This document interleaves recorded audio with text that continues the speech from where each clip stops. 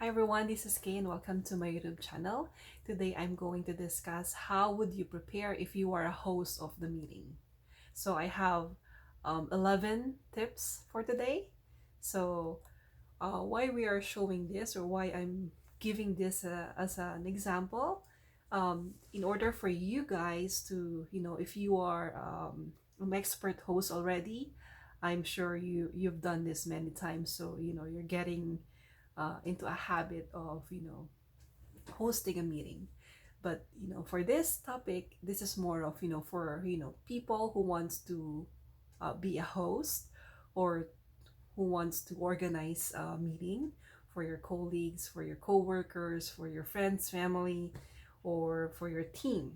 So I have 11 tips that I could be able to share with you guys. So number one is, the number one important matter that you have to prepare is to list down all the key players of your meeting. So let's say if you are a technical lead, if you are a teacher, or if you are whatever sector you are belong to, make sure that you list down all the key players that is important in your meeting. Because as I've said in my prior vlog, all people's time is very important.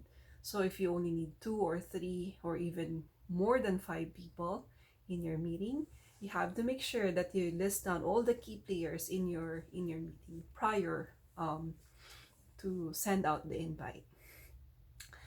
Second, check the time and date. Make sure that all your key players will be there, so that whatever things that you wanted to clarify, to verify, all the key players will be there in your meeting. Number three, prepare your agenda. Get inputs from the participants. So, as a host of the meeting, let's say if you're a facilitator or a host, you have to make sure that you prepare the agenda ahead of time. So your participants or key player would have an idea what is this all about. So because you don't want your meeting that nobody is, people are clueless what is this all about. So if you're not ready to provide your agenda, let's say you send a meeting, just wanted to make sure you book their calendar and making sure that they plot their assigned date or time to them, that's fine. You can just say that, hey folks, sending this invite in advance, and I'll be sending the agenda in a day or so. So at least people are having a, they are they are aware that you're going to send an agenda in a day or so. So that is very important for you to be. It's more of organization. Like, you have to make sure that your key players will be ready, and you can get their inputs to them. Because number one, while you're setting up a meeting, right, you have to make sure that you get their inputs, and you have a better results after the meeting. And then number four is, prepare pen and notebook. So if you are a host, and in an online meeting, you can use your computer to jot down all the discussion. Or if you are in the physical building, you can use your computer as well to jot down the any discussion. But one thing that I can share is, do not use your phone to jot down the any items that you wanted to share or to list down, because people's interpretation might be a different way. Maybe they thought that you're just texting someone. So you don't want that, because they will not ask you, to be honest with you, what you're doing. So better to use your computer, or use your physical notebook, your hard copy notebook, to when listing out the minutes. So when you started the meeting, make sure you greet everyone. So because not all of them will be joining at the same time, right? So let's say your meeting is 10 p.m. or 10 a.m. Not all of them will be joining at the same time. So make sure that you catch whoever attended the meeting. Or if you're hosting a big call, like 60 participants or key players are there, um, it's up to you if you wanted to um, to introduce their name one by one, but it's all up to you. But my preference is just say, hey everyone, good day, thanks for joining to this call.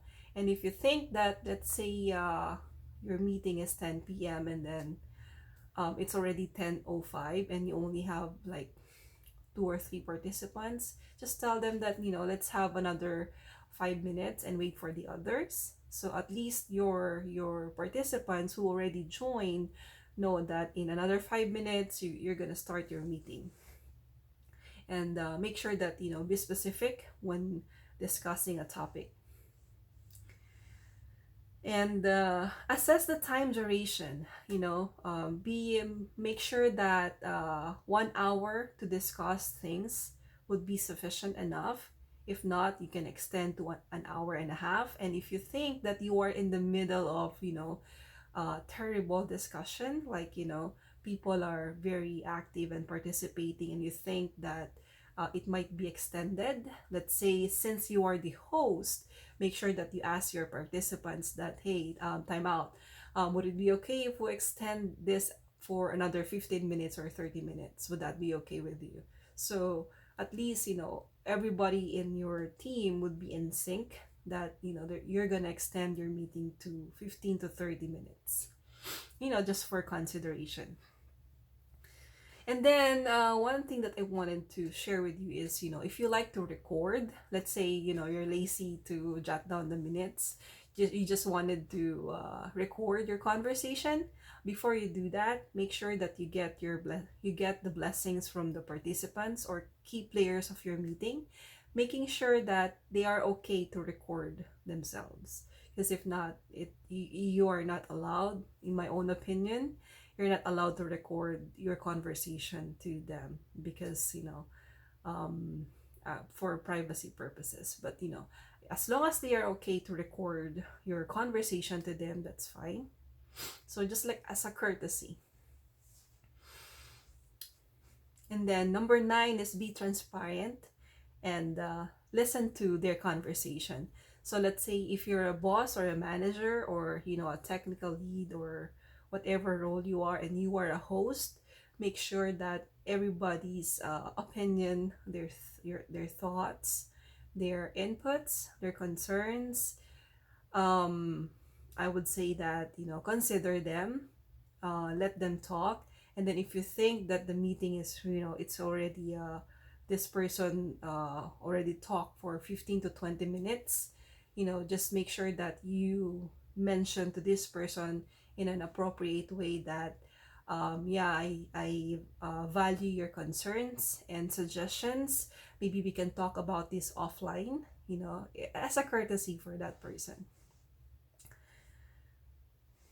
And then since you're in the middle of discussion, number 10 would be an optional. Make a summary of what you have discussed. Let's say your meeting runs through 1 to 2 hours, for example. Make a summary of what you have discussed. Since you are the host of the meeting, make sure that everybody is in one plate, making sure that they agreed with what you have discussed for everybody in the call or in the meeting, and provide a summary. And last part would be ask if you wanted to get feedback from them.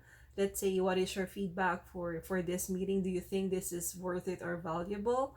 If you're running into a big domain or big team, make sure that you ask your team's feedback if this time or this meeting is worth it, so you can get their opinion. Again, there's no really nothing bad about asking feedback for everybody. It's for improvement, actually. And then last one is to say thanks for their participation, their time, for attending earlier, or for whoever provided an input or feedback for everybody. Thank them for their time. And then make sure after your meeting, make sure you send a minutes of agenda or your minutes of discussion, so everybody can, go back to what you guys have discussed, and there's a follow through in terms of the topic that you guys discussed. Okay, that's all for today, and I hope you learned a lot.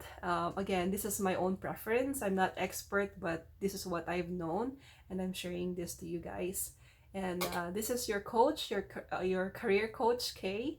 And thank you guys for watching this video, and I hope you like it. Okay, bye.